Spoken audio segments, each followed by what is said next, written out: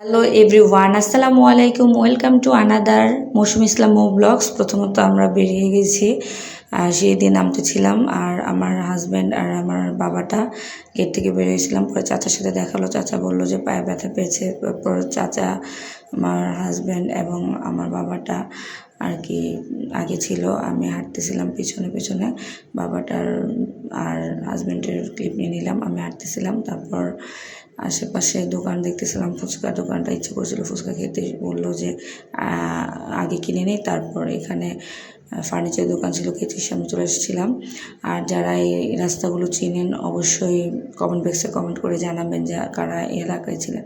প্রথমত এই দোকানটায় ঢুকে এভারেস্ট অনেকগুলো কালেকশন ছিল। দেখেন এই যে পরপর কালার, একদম ভীষণ রকমের কালার ছিল, অনেক অনেক কালার ছিল। এই যে প্রথম থেকে দেখাচ্ছিলাম, এটাতে খুব ভালো সোফা ছিল, বাট আমার পছন্দ হয়নি একটাও। এখানে পার্টেক্সের দোকান ছিল, সুরেক নেওয়ার জন্য ওইখানে কথা বলছিলাম, পরে পছন্দ হয়নি, তাই এখানে নেইনি। তারপর এই দোকানটায় আসলাম, আসার পর এই সোফাটা দেখলাম, পরে আরেকটা দেখলাম, এটাও দেখলাম।